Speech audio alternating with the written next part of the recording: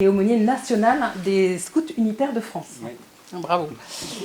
Et avant que vous présentiez votre dernier ouvrage qui est en vente là ce soir, La messe est bientôt finie, je voudrais expliquer en fait en 2 mots les liens en fait entre notre sujet de école de parents, donc c'est prendre soin du couple et de sa famille, avec le titre en fait du livre qui est La messe est bientôt finie. Alors je vous rappelle juste quand même pour ceux qui n'étaient pas la semaine dernière, on a reçu Léanique Stephens qui est psychologue et qui nous a présenté son petit guide pour se libérer de la bien-pensance parentale. Donc c'est au niveau de l'éducation positive. On a beaucoup discuté, c'était un échange très fructueux. Mais ce soir, donc, le lien entre votre livre, votre ouvrage père et notre thème de conférence, eh bien moi j'ai trouvé 2 liens. La messe, dont l'origine du mot signifie envoi, le mariage est la première pierre posée pour cette merveilleuse aventure. Et comme les pèlerins d'Emmaüs, eh bien une conversion est souhaitable chaque jour pour que cet engagement reste fidèle à ce que les époux se sont promis.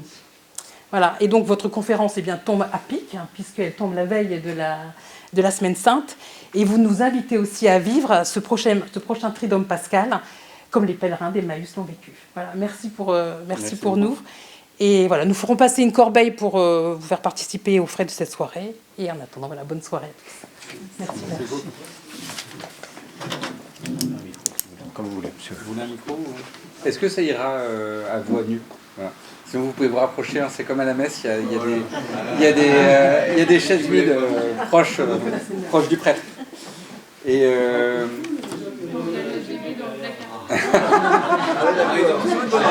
sont mariés, ils veulent communiquer avec leurs enfants.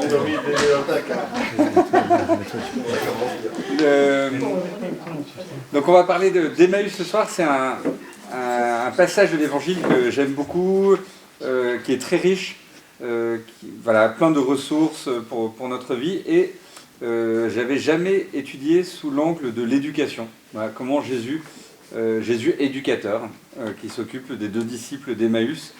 Il y en a un dont on connaît le nom, Cléophas, et puis l'autre, on ne sait pas qui il n'est pas nommé.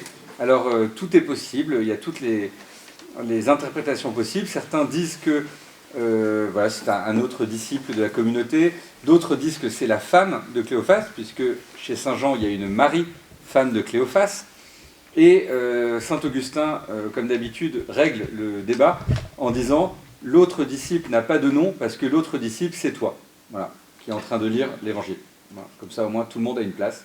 Donc voilà, moi j'aime bien cette idée, en tout cas, que ça soit un couple, parce qu'il y a plein de couples dans l'Évangile selon Saint Luc. Ça s'ouvre avec Zacharie et Élisabeth, Marie et Joseph. C'est pas tout à fait un couple, mais il y a un homme et une femme avec Siméon et Anne. Donc vous voyez, tous ces couples-là au début de l'Évangile, ça serait intéressant d'avoir un couple à la fin. Je vais vous lire. Emmaüs va vous rafraîchir les oreilles. Et puis, si vous allez à la messe du dimanche de Pâques le soir, eh bien, c'est l'Évangile qui nous est demandé de lire. Voilà. Je suis sûr que vous n'êtes jamais allé à la messe du dimanche de Pâques, notamment parce que vous n'en pouviez plus déjà de la vigile, plus la messe du dimanche, mais sans gourmandise spirituelle. Vous pouvez aussi aller à la messe le soir et entendre ce magnifique évangile. Le même jour, donc le dimanche de Pâques, 2 disciples faisaient route vers un village appelé Emmaüs, à 2 heures de marche de Jérusalem. Et ils parlaient entre eux de tout ce qui s'était passé. Or, tandis qu'ils s'entretenaient et s'interrogeaient, Jésus lui-même s'approcha et il marchait avec eux. Mais leurs yeux étaient empêchés de le reconnaître. Jésus leur dit : « De quoi discutez-vous en marchant ? » Alors ils s'arrêtèrent tout tristes. L'un des 2, nommé Cléophas, lui répondit : « Tu es bien le seul étranger résidant à Jérusalem qui ignore les événements de ces jours-ci. » Il leur dit : « Quels événements ? » Ils lui répondirent : « Ce qui est arrivé à Jésus de Nazareth. Cet homme, qui était un prophète, puissant, par ses actes et ses paroles, devant Dieu et devant tout le peuple. Comment les grands prêtres et nos chefs l'ont livré. Ils l'ont fait condamner à mort et ils l'ont crucifié. Nous espérions que c'était lui qui allait délivrer Israël.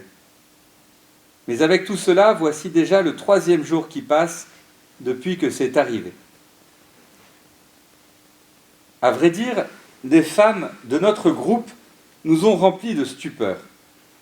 Quand, dès l'aurore, elles sont allées au tombeau, elles n'ont pas trouvé son corps. Elles sont venues nous dire qu'elles avaient même eu une vision des anges qui disaient qu'il est vivant. Quelques-uns de nos compagnons sont allés au tombeau et ils ont trouvé les choses comme les femmes l'avaient dit, mais lui, ils ne l'ont pas vu. Jésus leur dit alors, « Esprit sans intelligence, comme votre cœur est lent à croire tout ce que les prophètes ont dit. Ne fallait-il pas que le Christ souffrisse cela pour entrer dans sa gloire ? Et partant de Moïse et de tous les prophètes, il leur interpréta dans toute l'Écriture ce qui le concernait. Quand ils approchèrent du village où ils se rendaient, Jésus fit semblant d'aller plus loin. Mais ils s'efforcèrent de le retenir.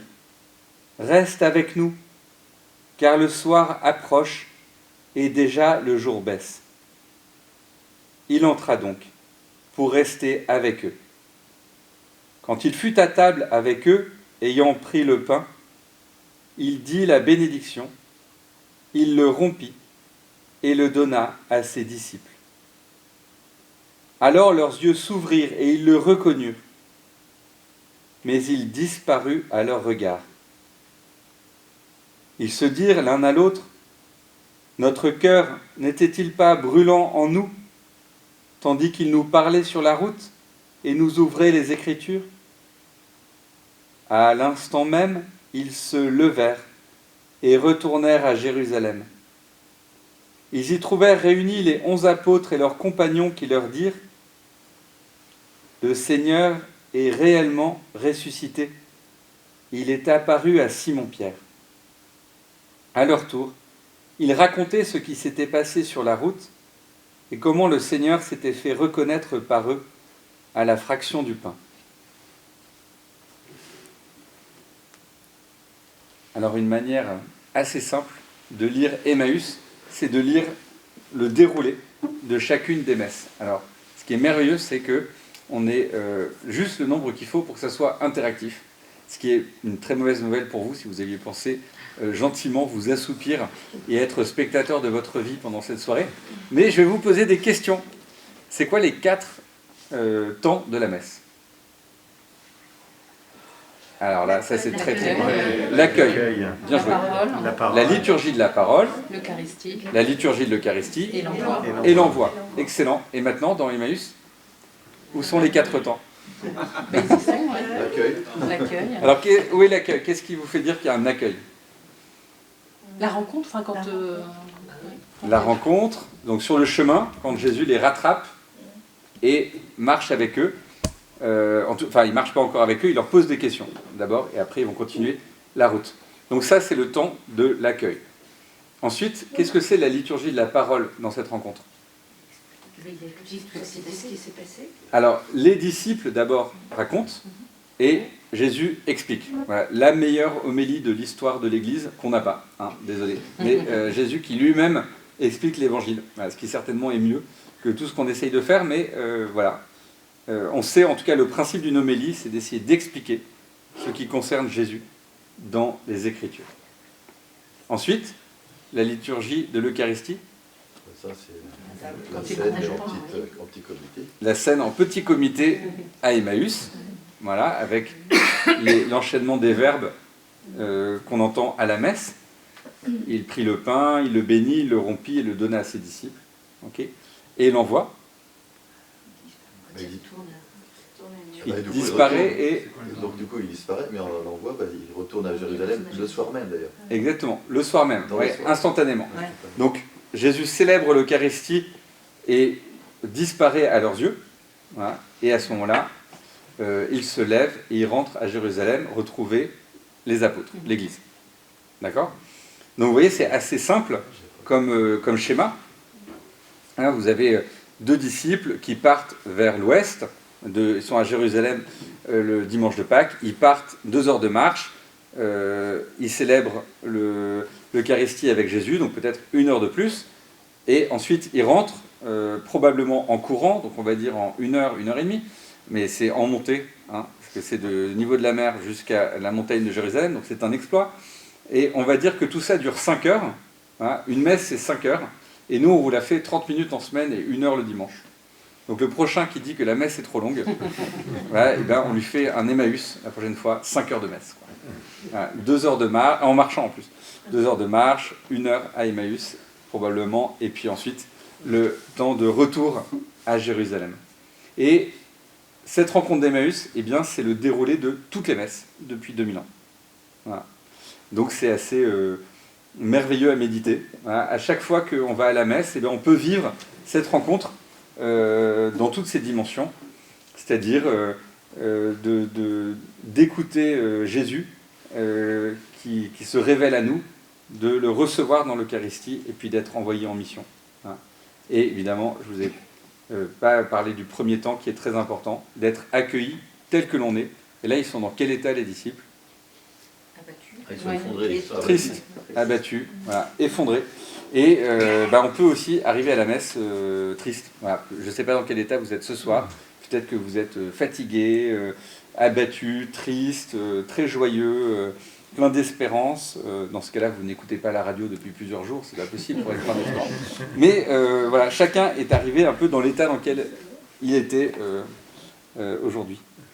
Et si on prend Emmaüs sous l'angle de l'éducation, de Jésus comme éducateur, eh bien, il y a cette idée justement que Jésus va, le jour de la résurrection, donc il a certainement plein de choses à faire le jour de la résurrection, il y a certainement des choses beaucoup plus importantes à faire le jour de la résurrection, et pourtant il choisit de marcher 2 heures avec des disciples dans la mauvaise direction. Voilà. Parce qu'on est quand même bien d'accord que s'il y a une journée où il fallait être à Jérusalem dans l'histoire de l'humanité, c'est le dimanche de Pâques. Voilà. Et donc un peu comme une pièce de théâtre, le rideau s'ouvre sur 2 personnes qui sont en train de partir. Donc, cette histoire commence très mal. Et Jésus, quand il les rattrape, ne les arrête pas en disant demi-tour là, parce que c'est à Jérusalem que ça se passe. Voilà. Il va marcher avec eux. Il va discuter avec eux et il va même d'ailleurs rien leur dire à la fin sur ce qu'ils doivent faire. Ils font exactement ce qu'il faut. Ils rentrent à Jérusalem. Donc, je trouve ça assez beau comme principe éducatif de se dire qu'on ne perd pas son temps quand on marche dans la mauvaise direction. Voilà. Notre réflexe serait plutôt d'arrêter les dégâts rapidement. Eh bien non, en fait, là, Jésus nous dit que c'est pas si mal. Et s'il a fait ça le jour de la résurrection, c'est pour nous servir de modèle de façon absolue. Voilà. Il ne le fait pas au cours des rencontres plus tard, c'est le jour même. Et puis, Jésus comme éducateur, moi, c'est un ami qui m'avait fait me rendre compte de cela un jour, et ça a beaucoup changé ma façon de lire les évangiles. C'est un petit détail qui n'a l'air de rien, mais qui pour moi est essentiel. Vous avez entendu que les disciples marchent et que Jésus les rejoint et marche avec eux. Et donc, d'où arrive Jésus pour les rejoindre et marcher avec eux? S'ils marchent, vous voyez, imaginez les 2 disciples marchent et Jésus les rejoint. Donc il arrive d'où? De derrière. Voilà. Et là vous vous dites, on va vraiment passer notre conférence à entendre des banalités aussi immenses. Eh bien oui, vous allez passer votre soirée à entendre des banalités. Jésus marche derrière eux. Voilà. Alors vous êtes des bons catholiques, vous avez été au catéchisme qui va bien, le catéchisme qui donne la vraie foi, et on vous a toujours dit qu'il fallait suivre Jésus, que la vie chrétienne c'est de suivre Jésus, être disciple de Jésus. Et on fait comment quand c'est Jésus qui nous suit? Voilà. Parce que c'est dans l'évangile là. Voilà. Et donc ça c'est une très bonne nouvelle. Peut-être vous vous êtes éloigné pendant tout un temps de l'église, peut-être vous avez des amis qui s'éloignent, peut-être vos enfants sont en train de s'éloigner, ou en tout cas ils disent qu'ils s'éloignent. Eh bien l'évangile d'Emmaüs dit que c'est à ce moment-là que Jésus en fait les rattrape. Voilà. Donc celui qui croit s'éloigner est en fait en train d'être rejoint par Jésus. Voilà. C'est ça la miséricorde en fait, qui est dans l'évangile de Saint Luc, c'est que eh bien, c'est pas le bon berger qui est perdu, c'est la brebis. Hein. Le bon berger, lui, il connaît le chemin. Voilà, il sait comment rattraper sa brebis. Et le troisième indice de Jésus comme éducateur, donc je vous disais, un Jésus qui choisit de marcher dans la mauvaise direction, objectivement, c'est la mauvaise direction. Jésus rattrape, nous suit, voilà, il connaît tous les chemins, donc il sait comment nous rattraper. Et puis, je trouve le troisième attitude de Jésus, c'est que vous avez entendu que Jésus fait semblant de partir. Ils ont marché jusqu'à Emmaüs, ils sont arrivés. Et Jésus fait semblant de partir. Et à votre avis, pourquoi est-ce qu'il fait ça? Pourquoi est-ce qu'il fait semblant de partir? Mis à part que c'est un petit rigolo, mais ce n'est pas une interprétation, en tout cas traditionnelle, de l'Évangile. Il veut que l'invitation vienne, il veut que les deux disciples se manifestent pour une invitation particulière. C'est d'ailleurs ce qui se passe, en effet, ils vont l'inviter. Quoi d'autre? Qu'est-ce qu'il y aurait d'autre comme... Il suscite l'invitation, en fait. Il suscite, oui. Il ne s'impose pas. Il les laisse libres. Il les laisse libres, il ne s'impose pas. C'était quoi le problème de ces disciples? Il leur dit, hein, leur problème. Il est assez clair même. Le manque de foi, Le manque de foi, et quel est le signe de leur manque de foi? Ils sont aveugles, ils ne l'ont pas reconnu.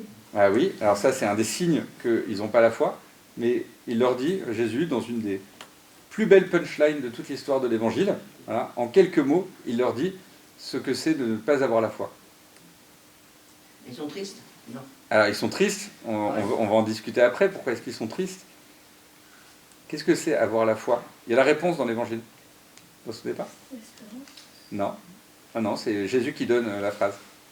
Esprit sans intelligence et cœur lent à croire. J'espère que vous avez apprécié de recevoir ça dans les dents, alors que vous avez déplacé ça. Voilà. Esprit sans intelligence, cœur lent à croire. Donc, Jésus a rempli d'abord leur esprit d'intelligence puisqu'il leur a parlé. Ça fait 2 heures qu'il leur explique les Écritures. Cours biblique exceptionnel. Hein. Donc, ils étaient des esprits sans intelligence. Maintenant, ils sont des esprits intelligents. Mais il faut aussi avoir un cœur qui est décidé à croire. Et donc, en effet, il les laisse libres. En effet, il les teste un peu pour voir est-ce qu'ils vont me garder ou est-ce qu'ils vont me laisser partir. Mais moi, je pense que, surtout, ce qu'il veut vérifier, c'est que, est-ce que maintenant leur cœur est ouvert? Parce qu'au début de la rencontre, en effet, on nous a dit qu'ils étaient tristes. Et comme beaucoup de personnes blessées, ils sont blessants. Puisque je vous rappelle qu'ils s'adressent à Jésus et qu'ils lui disent « T'es bien le seul qui vient de Jérusalem, qui ne connaît pas les événements. » J'espère que vous avez apprécié l'ironie de la scène, hein, puisqu'ils sont en train de dire ça à Jésus. « Ah toi, Jésus, t'es bien le seul à pas savoir ce qui s'est passé à Jésus. » Bon, d'accord, ok. Bon, en fait, vous êtes à côté de la plaque, les gars. Et ce qui est intéressant, c'est que Jésus encaisse, quoi, et puis les laisse parler, et puis là, il va voir. Et vous avez vu qu'ils ont pitié de lui. Reste avec nous, car déjà le jour baisse et la nuit est proche. Hein. Donc il s'est passé quelque chose. Il y a 2 heures, ils étaient blessants. Et là maintenant, ils ont pitié de lui. D'ailleurs, c'est peut-être la première personne dont ils s'occupent depuis le Vendredi Saint, puisqu'ils nous disent que même les femmes qui ont vu le tombeau vide, etc., ils ne les ont pas cru. Et ils sont partis de cette communauté. Voilà, ils rentrent probablement chez eux. Donc, maintenant, ils vont pouvoir recevoir l'Eucharistie parce qu'ils ont un esprit intelligent et un cœur ouvert, un cœur prêt à croire. Voilà. C'était le dernier signe qu'il manquait. Voilà. Est-ce que mon cœur est compatissant ou est-ce que mon cœur est toujours fermé? Et alors, quel est le rapport entre Emmaüs et cette école des parents? Et moi, il y a un verset que j'aime bien dans l'Évangile, qui est « Ne donnez à personne sur terre le nom de Père, car vous n'avez qu'un seul Père, celui qui est aux cieux. » Et je l'aime beaucoup parce que à chaque fois, on vient me voir en disant « Ah pourquoi est-ce que on vous appelle mon Père, alors que Jésus, il a dit qu'on n'avait pas de Père ?» Et alors, quand j'ai la chance de tomber sur un père de famille, je lui dis « Pourquoi est-ce que vos enfants vous appellent papa ? Puisqu'on n'a pas de Père sur la terre et qu'il n'y a qu'un seul Père qui est au ciel. » Pourquoi est-ce que le problème, il est que pour moi? Voilà. Ouais. Qu'est-ce que c'est qu'un père? Et puis, qu'est-ce que c'est qu'une mère? Voilà. Et ce verset, il nous interroge. Comment est-ce que je peux donner le nom de père à quelqu'un qui ressemble pas, ou peu, ou un peu, à ce Père du ciel? Et qu'est-ce que c'est qu'un père? Et comment est-ce que Jésus va nous révéler qui est le Père? Eh bien, dans Emmaüs, je pense que Jésus nous révèle d'abord que le Père, eh bien, s'émerveille. Voilà, il s'émerveille, il se réjouit de ce qui est bon. Ouais, il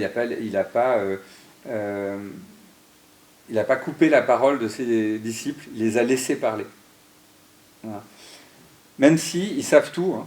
Ils savent tous, ces disciples, mais ils n'ont pas la foi. C'est ça qui est un petit peu dommage. Hein. On peut avoir fait des années de catéchisme, des années à côté de Jésus sans avoir la foi. Et donc ça, c'est le problème qu'il va régler dans cette rencontre d'Emmaüs. Mais en tout cas, le Christ voilà, s'émerveille de ses deux disciples et passe du temps avec eux, parce que c'est important. Un exemple de père, d'image de père, c'est une histoire que j'aime beaucoup, racontée par l'abbé Pierre, qui raconte sa conversion. Quand il était enfant, donc il venait d'une grande famille lyonnaise avec plein d'enfants, il a fait une bêtise d'enfant de 12 ans, il a volé des confitures. Le problème, c'est qu'il a ajouté un péché au péché, c'est-à-dire qu'il a fait accuser les domestiques, et un domestique a été licencié. Voilà. Et puis, eh bien, pris de remords ou dénoncé par un de ses frères, il a été puni. Et la punition a été notamment d'être privé d'une grande cousinade, la grande fête familiale, le dimanche suivant. Et donc, tous les frères et sœurs de Henri Grouès, Henri rentre à la maison, se réjouissent en disant c'était super, il y avait des bateaux, il y avait des poneys, c'était incroyable et tout ça. Et lui les sèche tous en disant bah, qu'est-ce que ça peut me faire puisque je n'étais pas là. Voilà, bon. La soirée continue, grand dîner. Et puis, alors qu'il est dans sa chambre, un de ses frères vient le chercher en disant papa veut te parler. Vous imaginez la grande famille lyonnaise du début du XXe siècle, quand papa veut venir veut vous parler. Là, vous avez un peu les miquettes, hein, vous y allez prêt à vous faire claquer les doigts. Et son père, donc, le reçoit derrière le grand bureau et lui dit « Henri, je suis très triste de ce que tu as dit tout à l'heure. Parce que si tu ne sais pas te réjouir du bonheur des autres, tu ne seras jamais heureux. » Voilà, une belle figure de père. Est-ce que je me réjouis de ce qui est bon, hein? Dieu, quand il crée, il dit « c'est bon ». Il vit que cela était bon. Et donc voilà, Jésus se réjouit que ses disciples aient le cœur brûlant sur la route. Il se réjouit qu'ils fassent demi-tour pour rentrer à Jérusalem, parce que ce que je ne vous ai pas lu juste après, eh bien, c'est que Jésus va leur apparaître à nouveau. Voilà. Trop de chance, ils ont 2 fois l'apparition de Jésus, ressuscité le dimanche de Pâques. Voilà. Il attend que ses disciples reviennent à Jérusalem avec les apôtres pour apparaître à nouveau. Donc il les aime bien, ces 2 disciples. L'autre aussi signe du Père des cieux, qu'on ressemble au Père des cieux, eh bien, c'est de ne jamais se résigner devant le péché. Vous savez, cette magnifique parabole du Père qui va au-delà, qui sort de chez lui pour aller chercher le fils prodigue, et puis aussi aller chercher le fils aîné qui fait la tête. Ce Père qui célèbre, voilà, ce Fils qui est revenu. Et à nouveau, Jésus, à l'image du Père, va au-devant de ses disciples. Il va les chercher alors qu'ils sont en train de partir. Et le 3e élément, il me semble que le Père du ciel, c'est aussi celui qui envoie ses enfants, qui les laisse libres de partir. Pas de partir parce qu'ils partiraient dans la mauvaise direction, mais comme Abraham, va vers le pays que je t'indique. Voilà, Jésus s'efface pour les laisser libres de rentrer à Jérusalem. Jésus s'efface pour leur laisser prendre la bonne décision. Peut-être ça va être de passer la soirée dans l'auberge d'Emmaüs, peut-être ça va être de retrouver toute l'église, mais en tout cas il ne leur a rien dit. Voilà. il leur a laissé tout ce qu'il fallait pour prendre la bonne décision. C'est un Saint Augustin, quand il commente cette rencontre d'Emmaüs, parle du fait que Jésus disparaît à leur regard. Et il a une très belle interprétation. Il dit, mais c'est normal qu'ils disparaissent à leur regard, puisqu'ils n'ont pas besoin d'avoir Jésus devant eux, étant donné qu'ils l'ont maintenant en eux. Ils viennent de communier. Voilà, donc ils ont Jésus avec eux. Et c'est pour ça que leur liberté de faire le bien, et cette fois-ci, s'engage, quoi. Voilà. Ils font exactement ce qu'il faut faire quand on a la foi. Et donc, qu'est-ce qu'on peut apprendre de cette histoire pour être des parents, des éducateurs?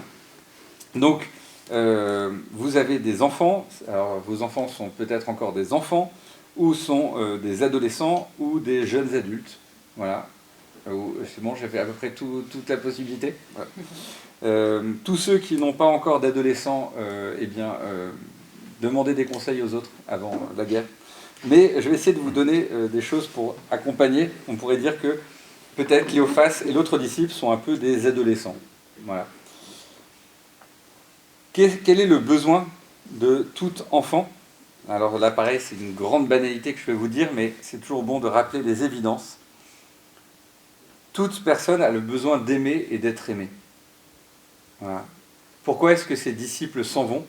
Eh bien parce que leur faux espoir, leur fausse espérance s'est écrasée. Leur idée, c'était que Jésus devait être le libérateur d'Israël, une sorte de général juif qui allait vaincre les Romains et refonder un royaume en Israël. Évidemment, on ne peut être que déçu quand on a cette fausse espérance en Jésus. Voilà, il n'est pas venu pour ça. Il n'est pas venu pour installer un royaume en Israël. Et donc, ils repartent tout tristes. Et on peut être déçu par les faux dieux qu'on s'est inventés. D'ailleurs, c'est plutôt une bonne nouvelle, d'ailleurs, que ces faux dieux-là tombent. Parfois, on a un dieu assurance tout risque. J'ai payé toutes mes primes d'assurance en allant à la messe tous les dimanches et en faisant mes prières, et j'ai un cancer. C'est quand même totalement injuste et scandaleux. J'avais payé l'assurance. Je suis chrétien, donc comment ça se fait que j'ai des épreuves alors que je fais tout bien? Ou Dieu est un Père Noël, hein, parce que j'ai quand même fait ma liste de cadeaux et je n'ai pas été exaucé, donc ce qui est totalement scandaleux. Voilà. Ou alors Dieu est absent, donc débrouille-toi, hein, aide-toi et le ciel t'aidera, et puis finalement aide-toi, puisque de toute façon le ciel t'aide pas, et puis voilà, donc une bonne, vous voyez, un proverbe daté, quoi. Parce que tout ça c'est des faux dieux, voilà, qui m'empêchent de voir le vrai Dieu. Et tous les enfants, dans leur croissance, ont à se débarrasser des faux dieux qu'on se construit au fur et à mesure pour découvrir qui est le vrai Dieu. Alors chez les scouts, on dit souvent que les enfants ont tous, alors on a tous ça, mais les adolescents, ça s'exprime de façon décuplée, 5 grands besoins. Alors, moment interactif, c'est quoi les 5 grands besoins d'un adolescent? Si ça fait longtemps que vous n'avez pas vu d'adolescent, souvenez-vous de l'adolescent que vous avez été. C'est quoi les 5 grands besoins d'un adolescent? Pardon? Physique. Alors, on va dire manger, boire, dormir, ça va. Mais il est plutôt des besoins affectifs. Être reconnu. Donc le besoin de reconnaissance. Ouh là là, qu'il est grand ce besoin quand on est adolescent, évidemment. Oui. Alors ça, c'est dans le besoin d'aimer, d'être aimé. C'est dans le besoin... Écoute, ça va avec la reconnaissance. Est-ce qu'il y aurait d'autres... Besoin d'amis, ils ont besoin de donner le meilleur d'eux. Alors, besoin d'amis, besoin d'un groupe, c'est ce qu'on va appeler le besoin d'appartenance.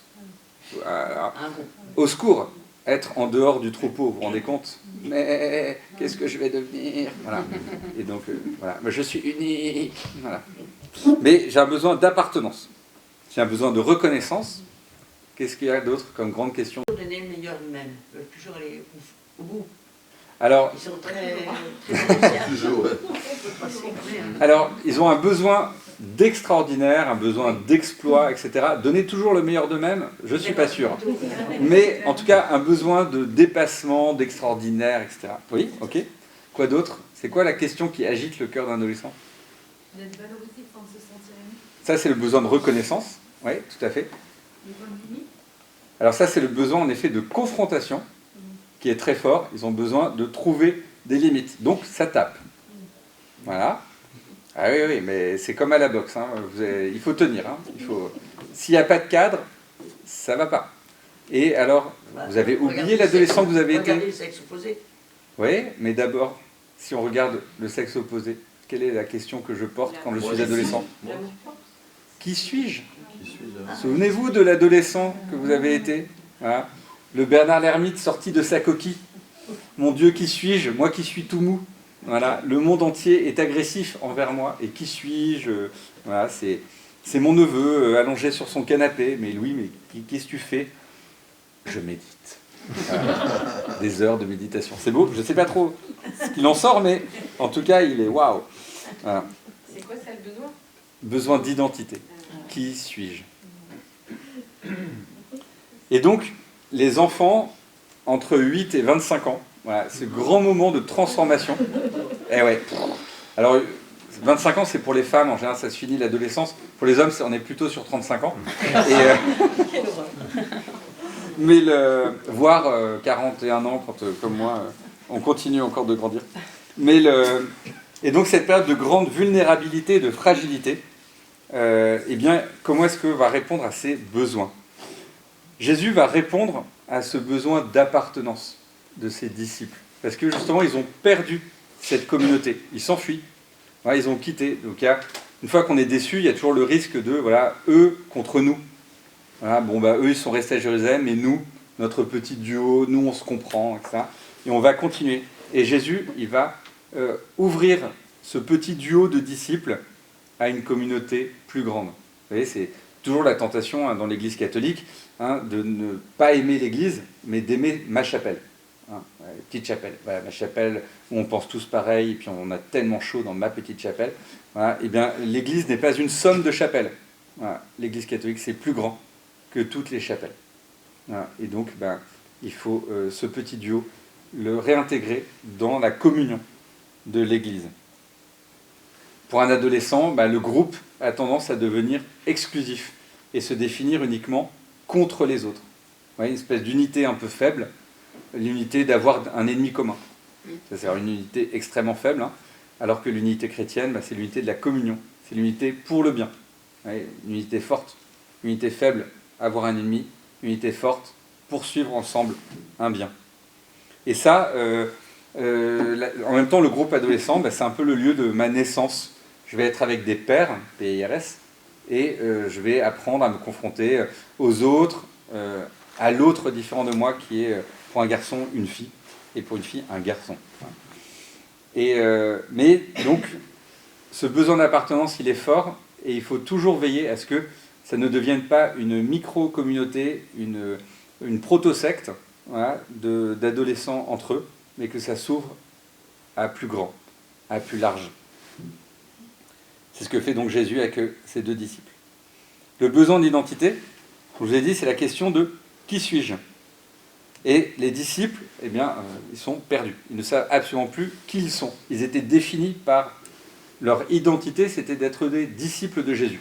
Voilà, ils se définissent comme ça. Hein. Ce qui est arrivé à Jésus, un prophète puissant en parole et en acte. Je suis disciple d'un super prophète. Je fais partie d'un groupe de disciples d'un super prophète, et puis là, tout est fini. Donc, qui suis-je? Quelle est mon identité? C'est pour ça qu'ils rentrent probablement chez eux. C'est mon interprétation, parce que comme les apôtres vont faire exactement la même chose, hein, vous savez que Pierre et compagnie vont aller pêcher du poisson sur le lac de Galilée, comme au début de l'histoire. Voilà, retour à la case départ. Et donc, qui suis-je? C'est une question qui est à la fois très importante, et en même temps, le pape François, excellent éducateur, dit que c'est une question en fait secondaire. Je peux perdre ma vie à me demander qui suis-je, alors que la question la plus importante de ma vie, c'est pour qui suis-je? Pour qui suis-je? Qui en ce moment vient me demander ma vie? Voilà. Vous voyez, c'est comme ça que Jésus va à nouveau les convertir. Voilà. Ils vont s'occuper de quelqu'un d'autre qu'eux-mêmes. Pour qui suis-je? Ça, je trouve que cette question du pape François, elle est excellente parce que alors je mobilise mes compétences, mes talents, je me sens responsable des autres, voilà, je grandis en responsabilité, mais aussi évidemment, vous le savez, en vous occupant des autres, eh bien je découvre qui je suis. Je découvre des ressources insoupçonnées, je découvre aussi peut-être des grandes fragilités, je découvre que j'ai besoin d'apprendre, voilà, je me découvre, non pas en me regardant le nombril, mais en regardant les autres. C'est Martin Stephens qui a, c'est une très belle image sur le nombril. Il fait une petite lettre aux adolescents, il dit « Regardez-vous le nombril, parce que le nombril est le signe que vous n'êtes pas né par vous-même, vous avez été relié un jour à quelqu'un par un cordon ombilical. Donc regardez-vous le nombril et vous verrez que vous ne vous êtes pas fait vous-même. » Voilà. Ce nombril, en fait, devrait vous ouvrir à l'altérité. Voilà. Très beau. Hein. Très excellent, Martin Stephens. Ensuite, il y a le besoin de reconnaissance. Alors ces disciples, ils sont partis tristes, ils ont écouté ce qui s'est passé même le dimanche de Pâques, le tombeau est vide, etc. Peut-être, on n'en sait rien. Est-ce qu'ils ont été écoutés dans cette communauté, dans leur tristesse? Voilà. Ils sont partis de là, peut-être parce qu'ils n'ont pas été écoutés, parce qu'ils n'ont pas été reconnus. Voilà. En fait, c'est difficile d'accepter quelqu'un dans une communauté qui est triste. Il y a plein de moments dans l'Évangile où les disciples évacuent les personnes malades, soi-disant pour que Jésus ne soit pas trop embêté, mais en fait, la souffrance est quand même assez insupportable. Et donc, voilà, est-ce que je peux m'arrêter pour écouter quelqu'un qui est triste sans tout de suite lui donner ma dopamine, tous les bons conseils pour retrouver la joie, etc. Voilà. Est-ce qu'ils ont été écoutés dans leur tristesse, ces disciples? Toujours l'abbé Pierre, je ne sais pas pourquoi je fais autant de pub pour l'abbé Pierre, mais comme c'était en 1954, on fête les 70 ans de cet appel. Vous connaissez l'appel de l'hiver 54, et peut-être que vous ne connaissez pas la fin.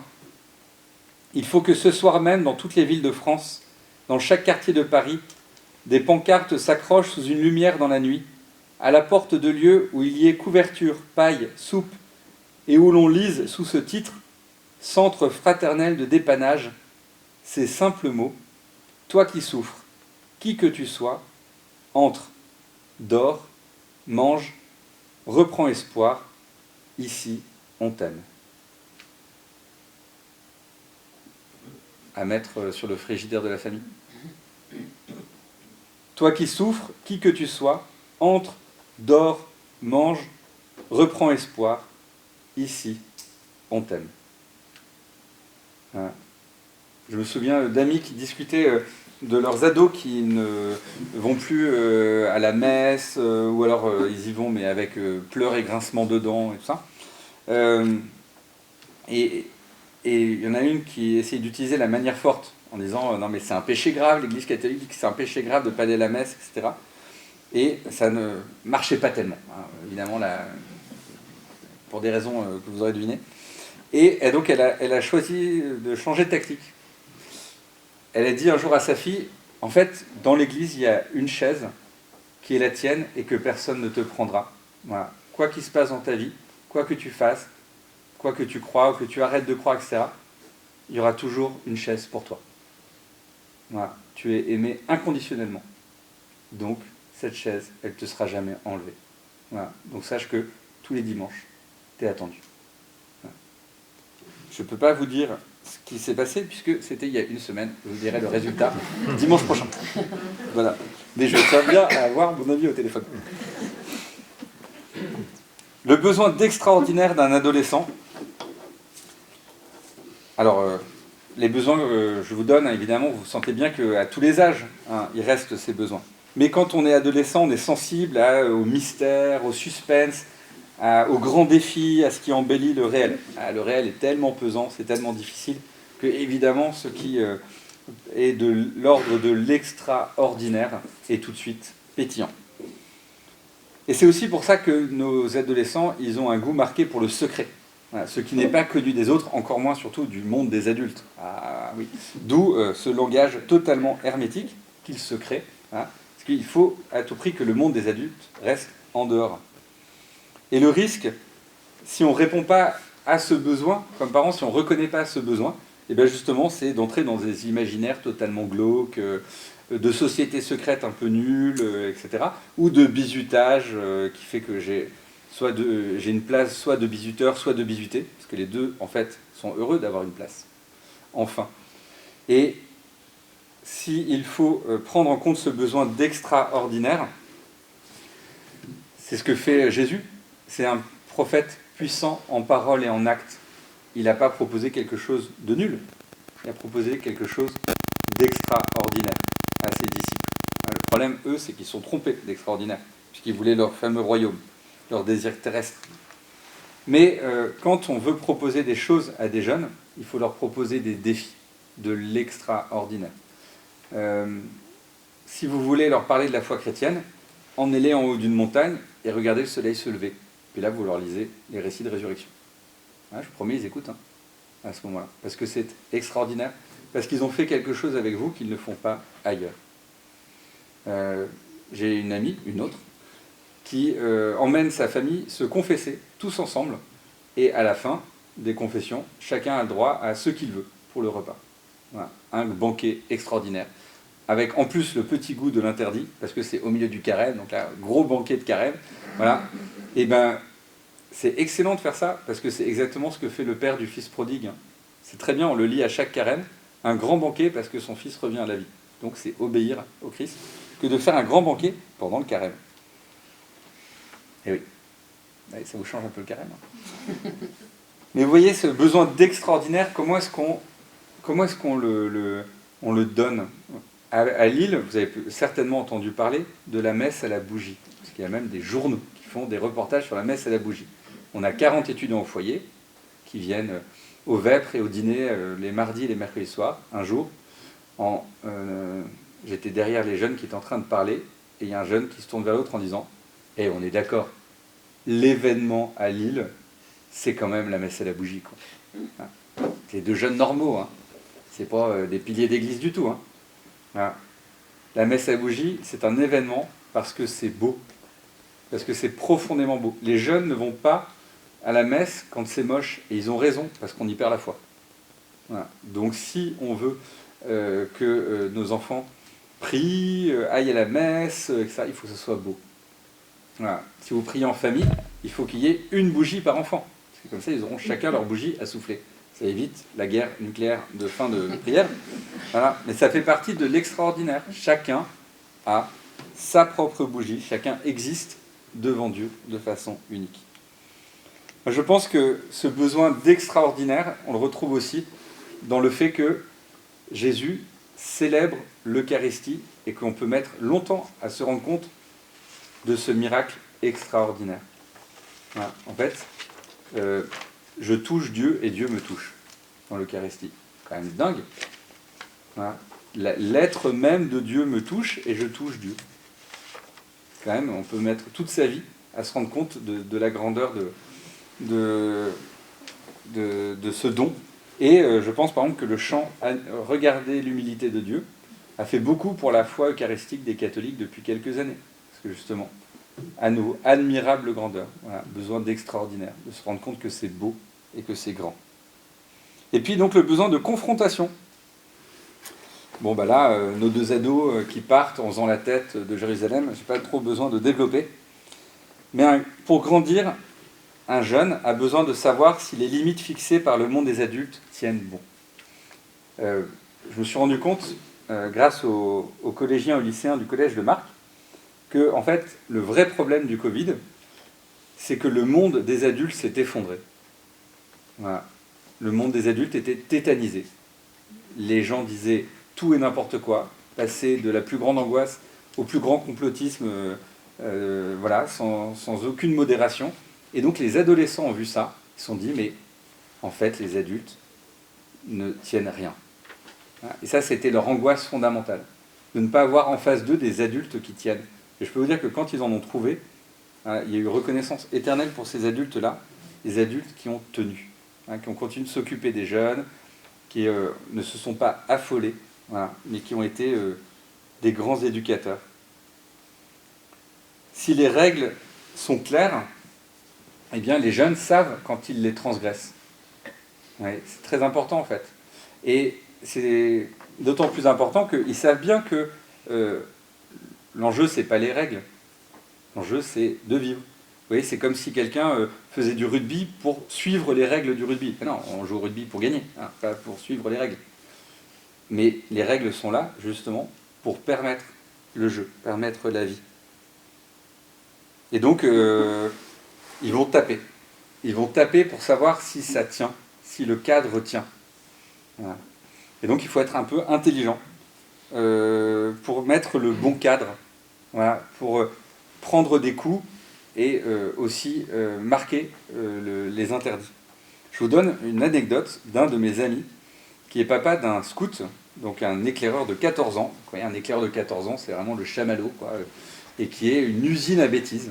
Voilà, donc, tous les jours de sa vie, 24 heures sur 24, sans jamais faire de grève, il produit de la bêtise, quoi. Et ce jeune appartient à une troupe, SUF, qui a parmi ses traditions idiotes la tradition de faire de l'autostop. Ce qui, alors, non seulement est vraiment le contraire du scoutisme, hein, on est censé quand même marcher, se confronter au réel, se rendre compte qu'on ne peut pas faire marcher à plus de 5 km/h, enfin, ça s'appelle le réel, quoi. Et en plus, c'est totalement illégal et hyper dangereux. Et donc, le chef de troupe, converti par ses formations, s'est dit, bon allez, maintenant on arrête. Donc il convertit les autres chefs, qui venaient tous eux-mêmes de la troupe, en disant, mais en fait, voilà, on a fait ça toutes nos années scouts, mais en fait c'est débile pour toutes ces raisons, maintenant on arrête. Il l'a dit aux parents, il a formé tout le monde, il a formé les chefs de patrouille, etc. Réunion avant le camp, pas d'autostop. Si un scout fait du stop, les parents viennent le chercher et c'est la fin du camp pour lui. Le cadre est clair. Voilà. Le carton rouge est brandi si besoin, aucun problème.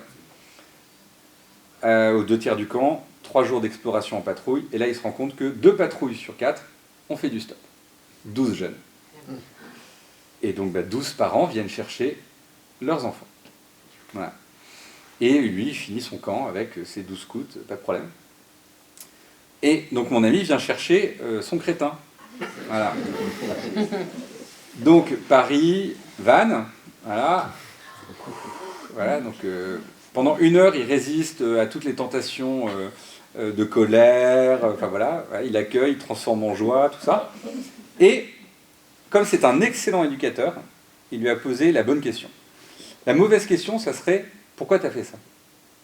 Parce que là, l'enfant se met à sortir son pistolet mitrailleur et il tire à vue, quoi. Il lui a posé une excellente question, il lui a dit, comment t'es venue l'idée de faire cela? Et réponse de son fils, ben on s'est dit que si on était assez nombreux, ils n'oseraient pas. 3 petits points. Ben là, franchement, respect. Voilà. C'était dans la réponse. Ouais. Et donc là, mon ami m'a appelé, entrant en disant, ben merci les SUF, vous m'avez évité 10 ans de psychanalyse, pour lui, pour moi d'ailleurs aussi. Voilà, il s'est pris le réel dans la tronche. Voilà. Le monde a des limites. Voilà. Et tu as franchi la limite, il y a des conséquences. Le réel a des conséquences. Comme, mais le scoutisme est génial pour ça, hein. Tu veux pas mettre ton... T'es un vrai, t'es un fort et tout ça, comme un de mes neveux. On n'est pas des victimes, donc il est parti au week-end sans son blouson. Voilà. Que croyez-vous qu'il arriva? Là où il y a des scouts, il y a de la pluie. Hein. Donc il est rentré trempé, voilà, crevé, malade, etc. Voilà. Cause, conséquence. Voilà. Tu ne te prépares pas, et bien tu en payes le prix. Ça s'appelle la nature. Tu ne peux pas négocier avec la nature. Voilà, ouais, mais j'étais très gentil avec elle. Vous voyez, mais elle ne t'a pas écouté quand même. Voilà. Donc le besoin de confrontation à la réalité, il est très fort. Donc, pour conclure, et après, je ne sais pas si vous avez des questions, etc. Juste la suite du camp, c'était cette année ou il y a quelques années? Non, vous allez comprendre ma question. C'était cette année. Ah c'était oui. en juillet. Donc j'aimerais bien savoir l'année prochaine, Est-ce qu'ils vont faire la même ânerie ou disant ah bah non, attention les gars, parce que. Mais en tout cas, il s'est réinscrit au scout, le garçon, et c'est un excellent second maintenant. Voilà. Il a grandi. Il a grandi. Non, mais j'aimerais savoir si... Dans d'autres troupes, ils prennent le bus. Ah oui. Oui, non, mais j'aimerais bien savoir s'ils vont se donner le tuyau en disant fais gaffe, parce qu'en fait on a essayé, on a tenté, puis on s'est cassé les dents. On s'est fait choper. Voilà. Te fais pas choper. Bah non. Voilà. Eh oui, bah non, je sais pas. On verra. En tout cas, j'en connais un qui a grandi, voilà, dans cette histoire. Donc vous voyez, Emmaüs, c'est très riche comme histoire. On peut la prendre dans plein d'angles différents. Moi, je garde un peu peut-être pour la fin de cette discussion, à plusieurs moments, en fait, Jésus va demander à ses disciples de faire mémoire. Quels événements ils vont raconter? Quand il disparaît, ils disent « Notre cœur n'était-il pas tout brûlant ?» Et puis, à la fin, voilà, ils racontent ce qui s'est passé, comment ils ont reconnu Jésus. En fait, sans mémoire, dit saint Thomas d'Aquin, on ne peut pas aimer. Ma mémoire, c'est ma capacité à aimer. Donc, si je ne travaille pas ma mémoire, si je n'apprends pas, voilà, si je ne me souviens pas, si je vis les choses comme ça au fil de l'eau et que je ne m'arrête jamais pour faire mémoire, en fait, je ne grandis pas dans ma capacité à aimer. Et le plus grand service qu'on peut rendre à nos jeunes, c'est de leur apprendre à avoir de la mémoire. Quand quelque chose de beau a été vécu, qu'est-ce que vous en gardez? Qu'est-ce que vous en retirez? Vous voyez, pendant les vacances, chaque soir, qu'est-ce que vous gardez de cette journée? Voilà. Ma mémoire, c'est ma capacité à aimer, donc il faut faire grandir cette capacité. Est-ce que vous avez des questions? Bon, ben on va te coucher.